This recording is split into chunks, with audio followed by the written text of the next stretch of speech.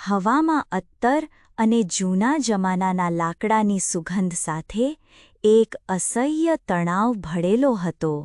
આરવ શેખાવત અમદાવાદના ટેક્સટાઇલ ઉદ્યોગનો બેતાજ બાદશાહ ચૂપચાપ પોતાની થાળીમાં જોઈ રહ્યો હતો. તેના માટે આ રાત્રિભોજન એક પારિવારિક મેળાવડા કરતાં વધુ એક ઔપચારિક સજા જેવું હતું. તેની સામે બેઠેલી તેની ફોઈ અંજલિ શેખાવતની આંખો બાજની જેમ તેના પર મંડાયેલી હતી. અંજલિ, જે સફેદ રેશમી સાડીમાં સજ્જ હતી અને જેના ગળામાં મોતીનો હાર તેની ઠંડી પ્રતિષ્ઠાનું પ્રતીક હતો, તેણે આખરે મૌન તોડ્યું. આરવ, ક્યાં સુધી આમ એકલો રહીશ? આરવ, ક્યાં સુધી આમ એકલો રહીશ? તેમનો અવાજ રેશમ જેવો મુલાયમ, પણ તેમાં સ્ટીલ જેવી કઠોરતા હતી. શેખાવત ખાનદાનને એક વારસની જરૂર છે. તારા પિતાની આ છેલ્લી ઈચ્છા હતી. આરવે માથું ઊંચું કર્યું. તેની આંખોમાં એક ક્ષણ માટે પીડાનો સમુદ્ર છલકાયો. ફોઈ, મેં તમને કહ્યું છે, હું ફરીથી લગ્ન કરવા તૈયાર નથી. તૈયાર નથી કે પછી તું રાધિકાની યાદોમાંથી બહાર આવવા નથી માંગતો? અંજલિએ કટાક્ષ કર્યો. રાધિકાનું નામ હવામાં એક ઘાની જેમ પડ્યું. આરવની આંખો સામે ભૂતકાળનું દૃશ્ય તરવરી ઉઠ્યું.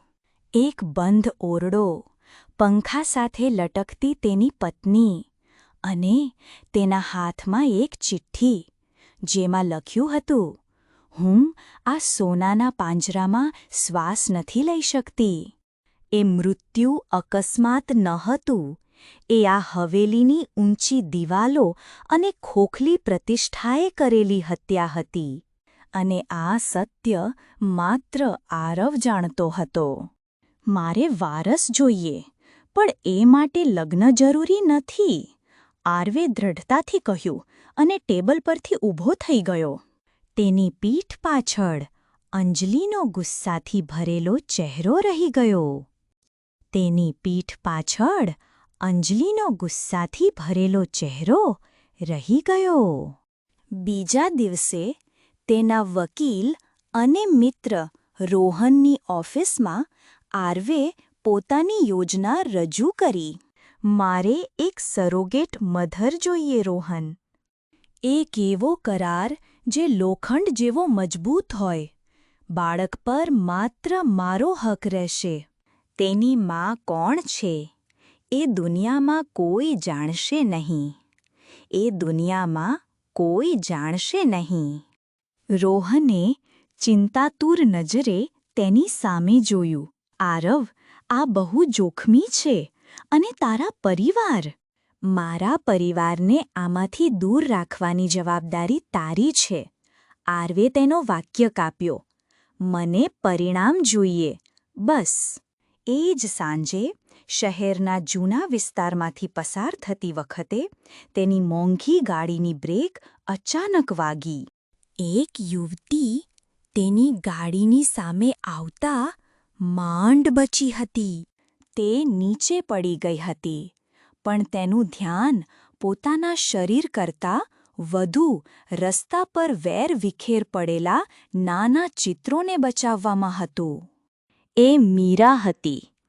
તેની આંખોમાં ડર હતો, પણ તેનાથી વધુ પોતાની કલા માટેની મમતા હતી. તેના કપડાં સાધારણ હતા, પણ તેના ચહેરા પર એક અનોખું તેજ હતું. આરવ ગાડીમાંથી ઉતર્યો અને ગાડીમાંથી બહાર આવ્યો. તેણે નીચે નમીને એક ચિત્ર ઉઠાવ્યું. એ માતાની પછેડીનું એક નાનું સ્વરૂપ હતું, જેમાં દેવીનું ચિત્રણ હતું, પણ દેવીની આંખોમાં અદ્ભુત કરુણા અને પીડા એકસાથે ઝળકતી હતી. આરવ કારણ વગર જ એ આંખોમાં ખોવાઈ ગયો. આ કેટલાનું છે? તેણે પૂછ્યું. તેનો અવાજ ધાર્યા કરતાં વધુ નરમ નીકળ્યો. મીરાએ ગભરાઈને તેની સામે જોયું અને ઝડપથી પૈસા કહ્યા. આરવે પૈસા ચૂકવીને એ ચિત્ર ખરીદી લીધું, પણ તેની નજર મીરાના ચહેરા પરથી હટી રહી ન હતી. એ ચહેરા પાછળ છુપાયેલી મજબૂતી અને લાચારીએ તેના મનમાં એક અજાણ્યો વિચાર જન્માવી દીધો હતો. કદાચ તેની જેની શોધ હતી તે આ જ હતી. રોહને જ્યારે આરવનો પ્રસ્તાવ મીરા સમક્ષ મૂક્યો ત્યારે મીરાએ કોઈ પણ જાતની હિચકિચાહટ વગર સ્પષ્ટ ના પાડી દીધી.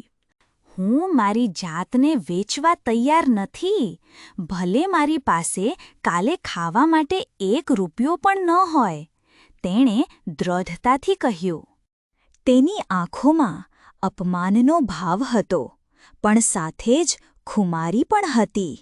રોહન જાણતો હતો કે આ કામ સહેલું નથી, પણ આરવનો હુકમ હતો. જોકે નસીબને કંઈક બીજું જ મંજૂર હતું. થોડા દિવસો પછી રાત્રિના અંધારામાં કેટલાક અજાણ્યા માણસો મીરાની ઝૂંપડીમાં ઘૂસી આવ્યા. તેઓ તેના ગામના હતા. જે પરિવારથી તે ભાગીને આવી હતી એ જ પરિવારે તેને શોધી કાઢી હતી. તને પાછી લઈ જવા માટે આવ્યા છીએ. તારા લગ્ન નક્કી થઈ ગયા છે, એક માણસે ક્રૂરતાથી કહ્યું. મીરાનું હૃદય ભયથી કંપી ઉઠ્યું. એ જ હિંસક લગ્ન જીવન જેમાંથી બચવા તે પોતાનું ઘર છોડીને આવી હતી, તે હવે તેના દરવાજે ઊભું હતું. તેણે રાત્રિના અંધારાનો લાભ લઈને ત્યાંથી ભાગી છૂટવામાં સફળતા મેળવી. તે આખી રાત અમદાવાદની ગલીઓમાં ભટકતી રહી, ભયભીત અને લાચાર. સવાર પડતા તેની પાસે એક જ રસ્તો બચ્યો હતો. તેણે ધ્રુજતા હાથે રોહનને ફોન કર્યો. હું તમારા પ્રસ્તાવ માટે વિચારવા તૈયાર છું. તેનો અવાજ માંડ નીકળ્યો. પણ મારી એક શરત છે. કરારના દરેક શબ્દ હું મારી જાતે વાંચીશ અને સમજીશ. મને કોઈ પણ પ્રકારનો ધોખો જોઈતો નથી. રોહન સંમત થયો. થોડા દિવસોમાં મીરાને શહેરથી દૂર એક અજાણ્યા, સુરક્ષિત વિલામાં ખસેડવામાં આવી.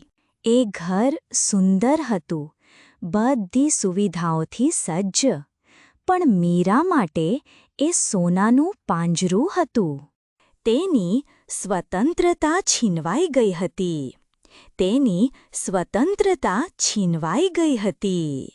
આરવ ગુપ્ત રીતે તેને મળવા આવતો, ધીમેથી તેને મળવા આવતો. તેની મુલાકાતો શરૂઆતમાં ઔપચારિક હતી. તે માત્ર મીરાના સ્વાસ્થ્ય અને જરૂરિયાતો વિશે પૂછપરછ કરતો. તેમની વચ્ચે એક અદૃશ્ય દિવાલ હતી. પણ ધીમે ધીમે એ દિવાલ ઓગળવા લાગી. એક સાંજે આરવે મીરાને બગીચામાં ઉદાસ બેઠેલી જોઈ. તેની પાસે કોઈ ચિત્રકામની સામગ્રી ન હતી. બીજા દિવસે આરવ તેની સાથે કલાનું મોંઘો સામાન લઈને આવ્યો. શ્રેષ્ઠ ગુણવત્તાના કેનવાસ, રંગો અને પીંછીઓ. મેં વિચાર્યું, તને આની જરૂર પડશે, તેણે સંકોચ સાથે કહ્યું. મીરાની આંખોમાં આશ્ચર્ય અને કૃતજ્ઞતાનો ભાવ એકસાથે છલકાયો. એ રાત્રે, વર્ષો પછી, મીરાએ ફરીથી પીંછી ઉઠાવી. તેણે કેનવાસ પર પોતાની જાતને ઠાલવવાનું શરૂ કર્યું. આરવની મુલાકાતો હવે લાંબી થવા લાગી. તેઓ કલાકો સુધી કલા વિશે, રંગો વિશે અને સપનાઓ વિશે વાતો કરતા. આરવે પહેલીવાર કોઈની સામે પોતાના દિલની વાત કરી, પોતાની એકલતા અને ખાલીપા વિશે. મીરાએ તેને પોતાના ભૂતકાળના સંઘર્ષ અને કલા પ્રત્યેના તેના જુસ્સા વિશે જણાવ્યું. તેઓ બે અજાણ્યા હતા, જેઓ એકબીજાના ઘા પર મલમ લગાવી રહ્યા હતા. દરમિયાન શેખાવત હવેલીમાં અંજલિની શંકા વધુ ઘેરી બની રહી હતી. આરવના રાત્રિના સમયે ગાયબ થઈ જવું, તેના ખાતામાંથી ઉપડતી મોટી રકમો અને તેના ચહેરા પરનો વિચિત્ર સંતોષ. અંજલિને દાળમાં કંઈક કાળું લાગ્યું. તેમણે પોતાના સૌથી વિશ્વાસુ જાસૂસને આરવ પર નજર રાખવા માટે કામે લગાડ્યો. એક દિવસ એવો આવ્યો જેણે બધું બદલી નાખ્યું. ડોક્ટરે મીરાનું સોનોગ્રાફી કર્યું અને હસીને કહ્યું, અભિનંદન મિસ્ટર શેખાવત, તમે એક નહીં પણ 2 બાળકોના પિતા બનવાના છો. ટ્વિન્સ છે. આરવ અને મીરા બંને સ્તબ્ધ થઈ ગયા. આનંદની સાથે સાથે એક અજાણ્યો ડર તેમના મનમાં પ્રવેશી ગયો. આ કરાર એક બાળક માટે હતો. 2 બાળકો બધું જટિલ બનાવી દેશે. એ જ રાત્રે મીરાએ અકસ્માતે આરવને રોહન સાથે વાત કરતા સાંભળી લીધો. રોહન, તું સમજતો કેમ નથી? મીરા જ આ કામ માટે યોગ્ય પસંદગી હતી. એ મારા બદલા માટેનું સૌથી ઉત્તમ સાધન છે, આરવ ગુસ્સામાં કહી રહ્યો હતો. તેની નિર્દોષતા અને નીચલી જાતિ જ અંજલિ ફોઈના ઘમંડને તોડશે. બદલો? સાધન? આ શબ્દો મીરાના હૃદયમાં ખંજરની જેમ ખૂંપી ગયા. તે જે માણસ પર વિશ્વાસ કરવા લાગી હતી તે માત્ર તેનો ઉપયોગ કરી રહ્યો હતો. તેના આંસુ સુકાઈ ગયા. તેની જગ્યાએ ભય અને શંકાએ લઈ લીધી. તે રાત્રે તેણે એક નવું કેનવાસ લીધો અને તેણે એક કઠપૂતળીનું ચિત્ર દોરવાનું શરૂ કર્યું, જેની દોરી એક અદૃશ્ય હાથમાં હતી. મીરાના વર્તનમાં આવેલો બદલાવ આરવની નજરથી છુપાયો નહીં. તેની હસી ગાયબ થઈ ગઈ હતી. તેની આંખોમાં હવે પહેલા જેવી ચમક ન હતી. તે હવે આરવ સાથે ઓછી વાતો કરતી અને મોટાભાગનો સમય પોતાના રૂમમાં ચિત્રો બનાવવામાં વિતાવતી. આરવ જ્યારે પણ તેની સાથે વાત કરવાનો પ્રયત્ન કરતો ત્યારે તે ટૂંકા અને અધૂરા જવાબો આપતી. આરવને સમજાતું નહોતું કે અચાનક શું થયું. તેને લાગ્યું કે કદાચ ગર્ભાવસ્થાને કારણે તેના મૂડમાં ફેરફાર આવ્યો હશે. પણ સત્ય કંઈક બીજું જ હતું. મીરા હવે દરેક ક્ષણે ભયમાં જીવી રહી હતી. આરવના શબ્દો, બદલો અને સાધન તેના મગજમાં સતત ગૂંજતા હતા. શું તે ખરેખર પ્રેમનું નાટક કરી રહ્યો હતો? શું આ બધી લાગણીઓ, આ બધી વાતો માત્ર એક ષડયંત્રનો ભાગ હતી? તેના બાળકોનું ભવિષ્ય શું હશે? આ પ્રશ્નો તેને અંદરથી કોરી ખાતા હતા. તેણે પોતાની પીડાને કેનવાસ પર ઉતારવાનું ચાલુ રાખ્યું. તેણે કઠપૂતળીઓની એક આખી શ્રેણી બનાવી. એક ચિત્રમાં કઠપૂતળી સોનાના પાંજરામાં કેદ હતી.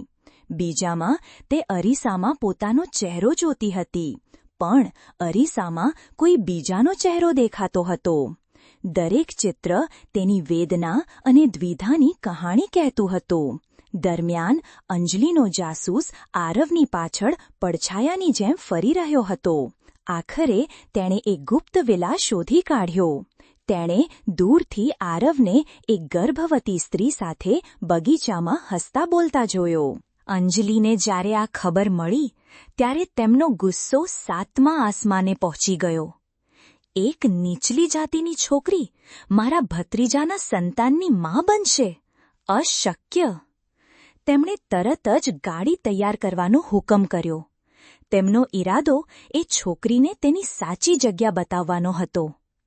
વિલામાં આરવે આખરે મીરાના રૂમમાં પ્રવેશવાની હિંમત કરી. રૂમની દિવાલો પર લટકતા ચિત્રો જોઈને તે સ્તબ્ધ થઈ ગયો.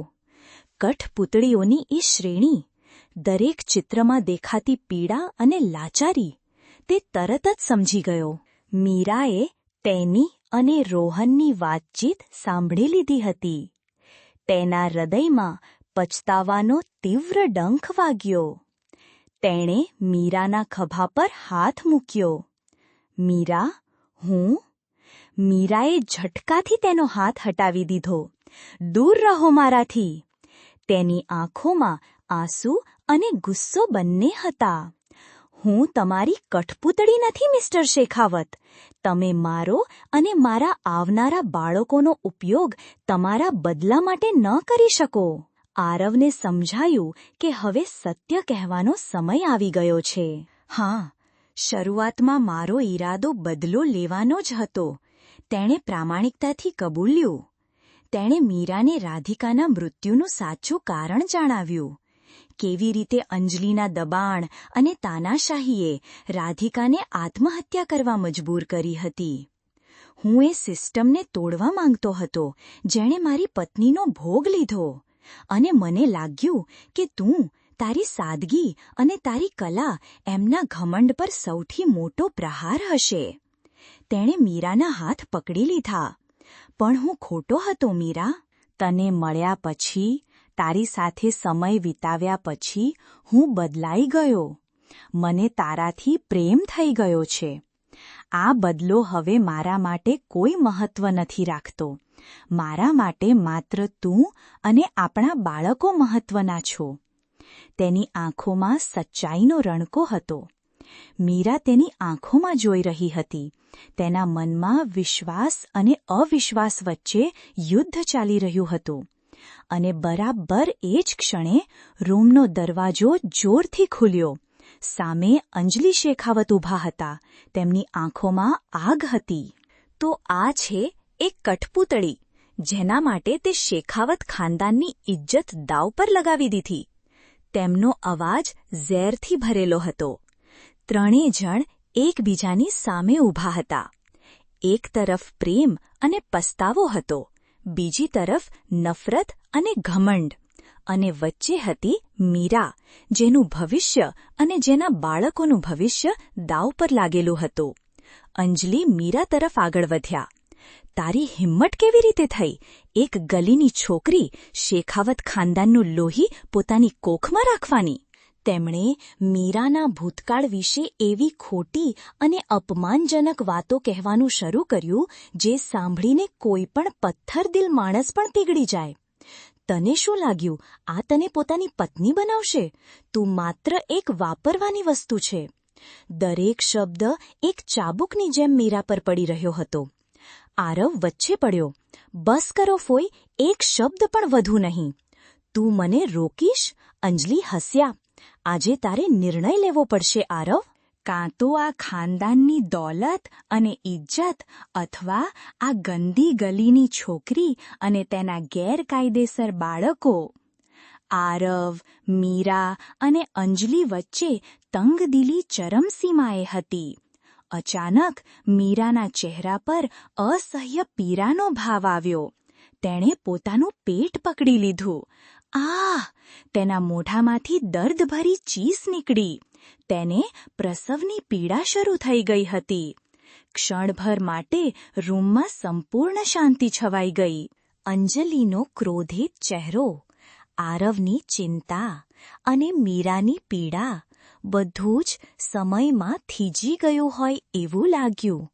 પણ બીજી જ ક્ષણે આરવ વાસ્તવિકતામાં પાછો ફર્યો. તેણે એક ક્ષણનો પણ વિલંબ ન કર્યો. તેણે અંજલિ તરફ જોયું. તેની આંખોમાં હવે ડર નહીં, પણ અતૂટ નિશ્ચય હતો. તમે મારો એક પરિવાર છીનવી લીધો, ફોઈ. તેનો અવાજ શાંત પણ સ્ટીલ જેવો મજબૂત હતો. હું તમને આ બીજો પરિવાર છીનવવા નહીં દઉં.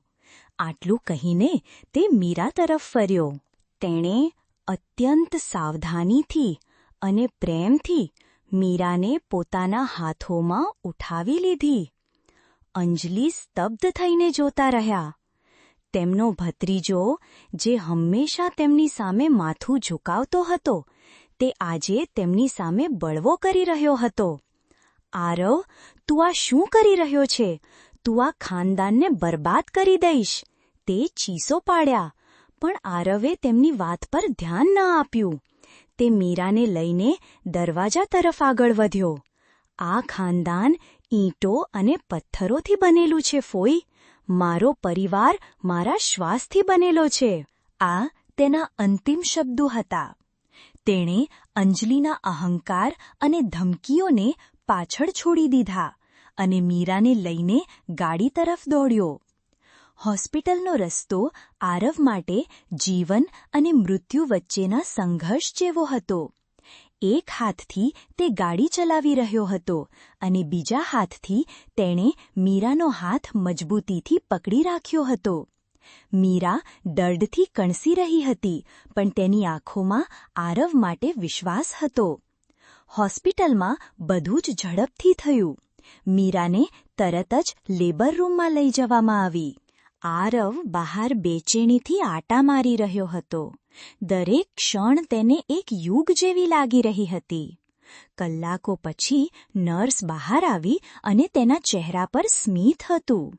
અભિનંદન મિસ્ટર શેખાવત, તમને એક દીકરો અને એક દીકરી થયા છે. આરવના પગ નીચેથી જમીન સરકી ગઈ. તેના કાનમાં નર્સના શબ્દો ગુંજી રહ્યા હતા. દીકરો અને દીકરી. તેના આંસુ રોકાઈ રહ્યા ન હતા. જ્યારે તેને મીરાના રૂમમાં જવાની પરવાનગી મળી ત્યારે તેણે જોયું કે મીરા થાકેલી પણ શાંત હતી. તેની બાજુમાં બે નાના પારણામાં બે નાના જીવ શાંતિથી સૂઈ રહ્યા હતા. આરવ ધીમેથી પારણા પાસે ગયો. તેણે પોતાના બાળકોને પહેલીવાર જોયા. એક નાનો રાજકુમાર અને એક નાની પરી. તેમની નાની આંગળીઓ, તેમના નાના હોઠ. તેણે અનુભવ્યું કે તેનું જીવન આ ક્ષણ માટે જ હતું. તેણે મીરા તરફ જોયું. તેની આંખો કૃતજ્ઞતાથી ભરાઈ આવી હતી.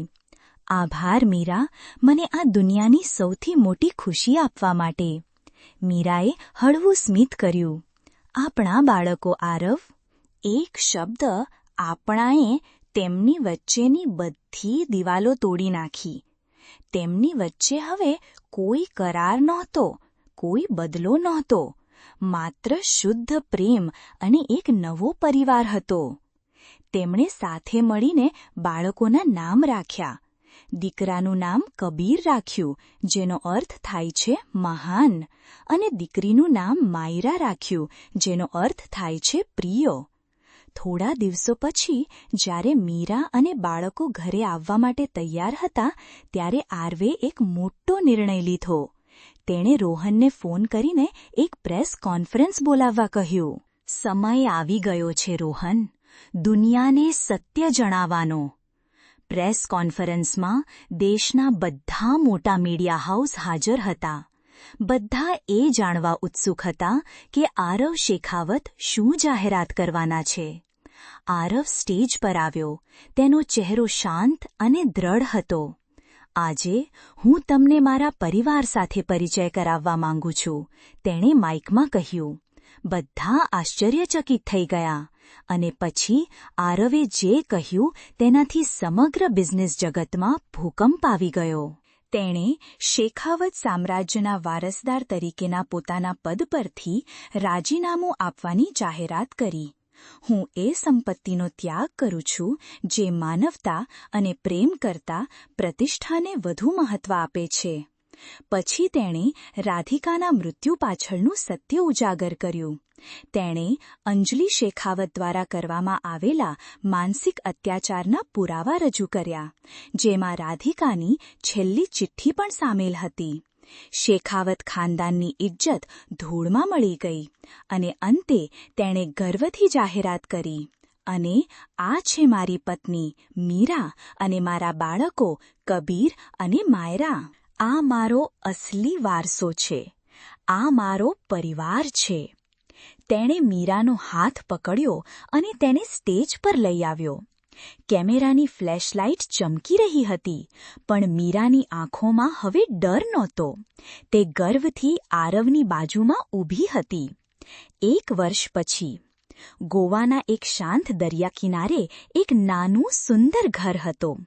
ઘરની બહાર આરવ રેતીમાં પોતાના 2 નાના બાળકો સાથે રમી રહ્યો હતો. તેના ચહેરા પર હવે બિઝનેસ ટાઇકૂનનો તણાવ નહોતો, પણ એક પિતાનો અનહદ આનંદ હતો. ઘરની અંદર એક નાનકડા સ્ટુડિયોમાં મીરા કેનવાસ પર રંગો પૂરી રહી હતી. તેની પોતાની એક નાની આર્ટ ગેલેરી હતી. તેના ચિત્રો હવે લાચારી અને પીડાના નહોતા, પણ આશા, પ્રેમ અને સ્વતંત્રતાના હતા. તેમની પાસે હવે શેખાવત હવેલી જેવી દોલત નહોતી, પણ તેમની પાસે એનાથી પણ વધુ કિંમતી વસ્તુ હતી: શાંતિ અને ખુશી. સાંજે જ્યારે સૂરજ દરિયામાં ડૂબી રહ્યો હતો, ત્યારે આખો પરિવાર વરંડામાં સાથે બેઠો હતો. આરવે મીરાનો હાથ પોતાના હાથમાં લીધો. "શું તને કોઈ વાતનો અફસોસ છે?" તેણે ધીમેથી પૂછ્યું. મીરાએ તેની સામે જોયું અને પ્રેમથી હસી. "માત્ર એક વાતનો, કે હું તમને પહેલાં કેમ ન મળી?" તેમની નજરો મળી અને એ નજરોમાં એક સંપૂર્ણ વાર્તા હતી. એક વાર્તા જે એક કરારથી શરૂ થઈ હતી, પણ પ્રેમ, હિંમત અને બલિદાનથી એક સુખી અંત સુધી પહોંચી હતી. તેમણે સાબિત કરી દીધું હતું કે સાચો પરિવાર લોહીના સંબંધોથી નહીં, પણ પ્રેમના અતૂટ બંધનથી બને છે.